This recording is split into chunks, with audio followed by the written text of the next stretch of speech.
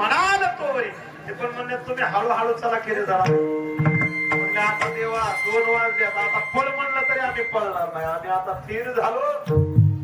मोकळं झाल्यावर काय करावं खायचं बैसोनी जरा एकचित्त नुसतं बसू नये आवडी आनंद बाबा बोला सगळ्यांनी विठोबा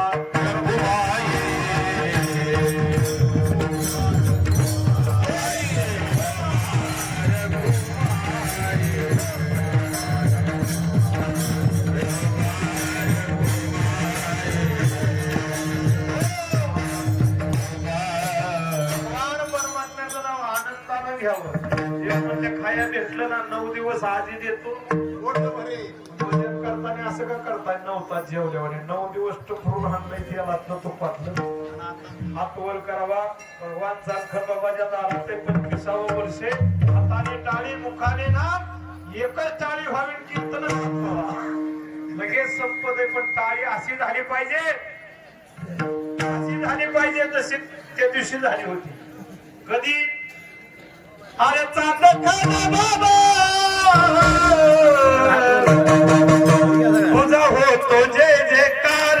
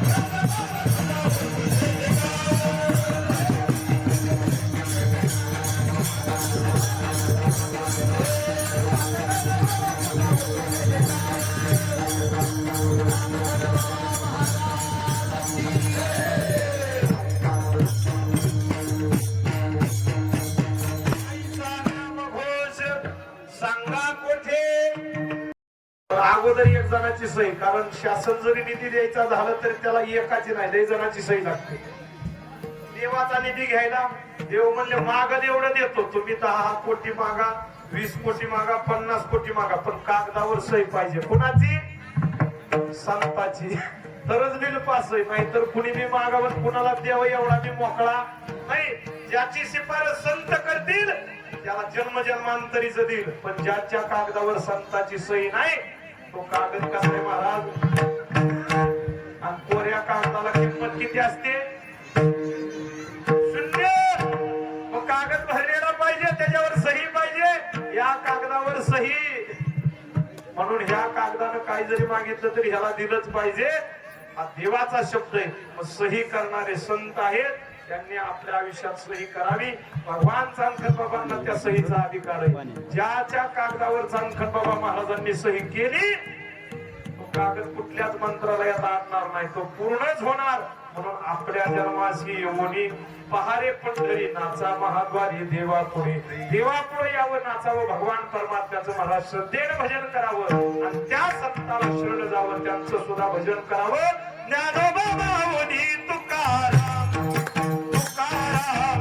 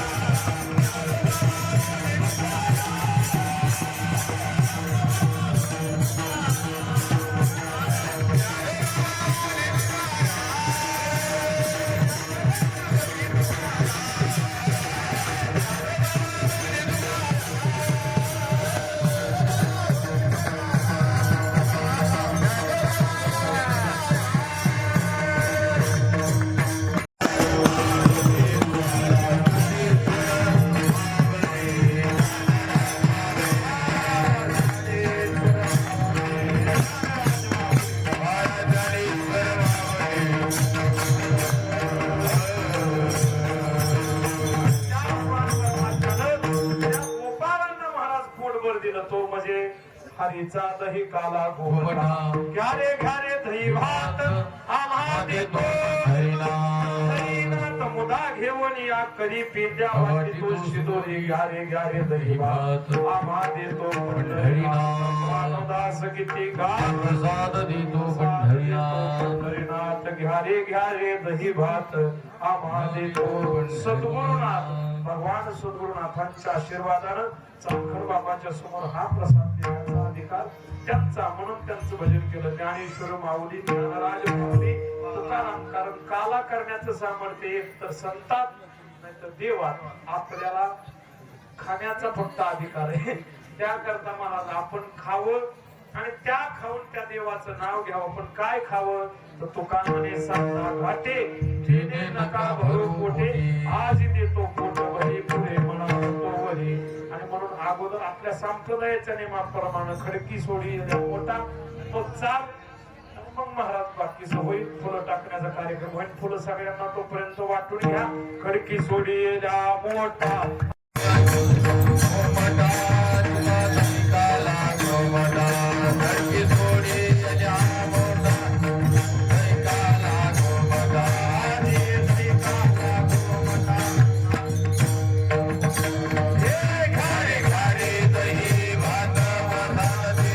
पंढरीनाथ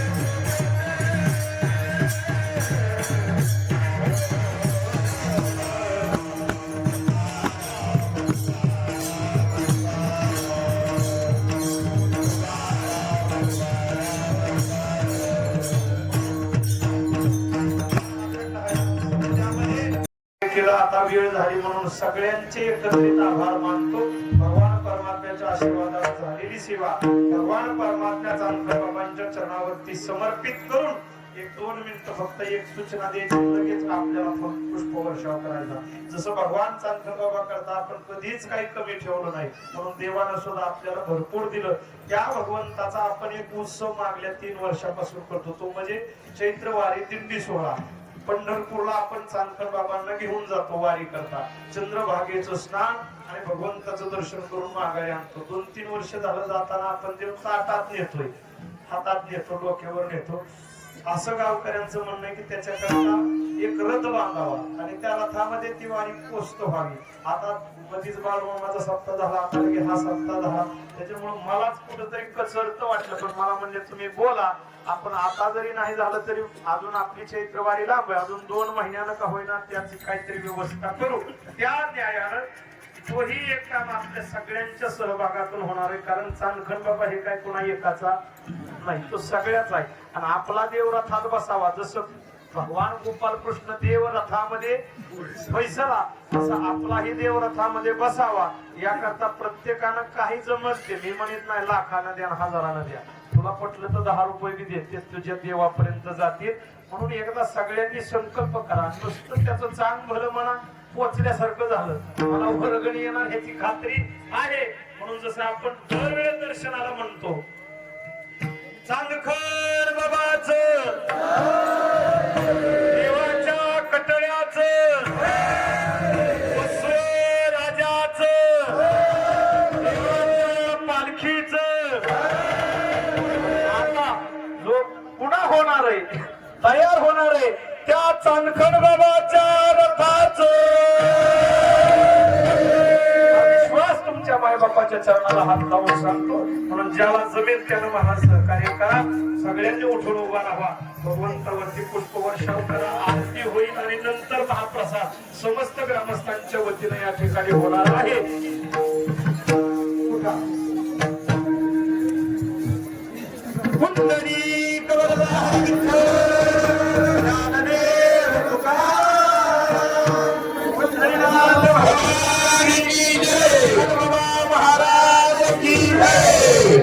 जय जय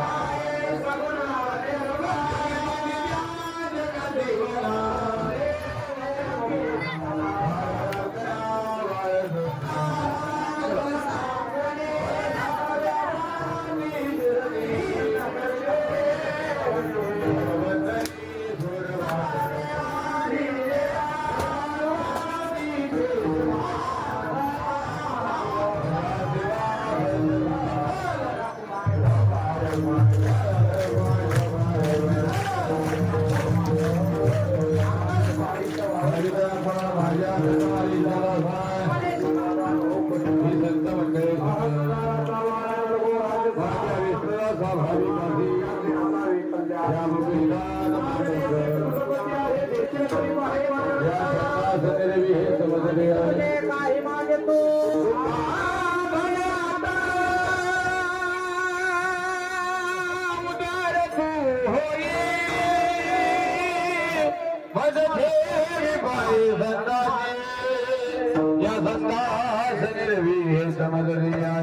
काही नमः गोदेवा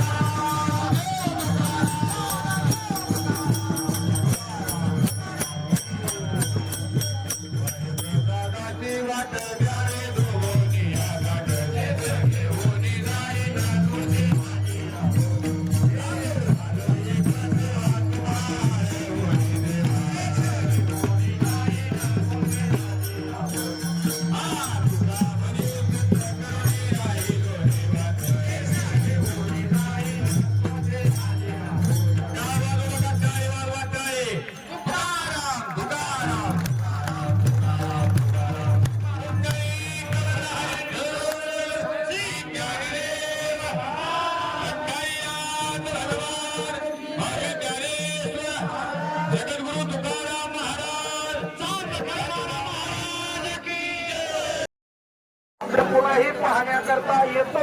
या सगळ्याचं श्रेय जातं ते म्हणजे आपल्या पंचक्रोशीतील श्री परमेश्वर तळेकर यांच्या नावाने तो युट्यूब चॅनल आहे. तरी गावातील सर्व भाविकांना विनंती आहे, चांदखंडोबा महाराजांच्या या गाण्याच्या कीर्तनाच्या जे काही त्यांनी प्रसारण केलेलं आहे त्याच्याबद्दल त्यांच्या चॅनलला सबस्क्राईब करून सर्वांनी महाराज त्या ठिकाणी जाऊन पुन्हा निवांत बसून हा सोहळा पाहावा ही सर्वांच्या चरणी नम्रतेची विनंती.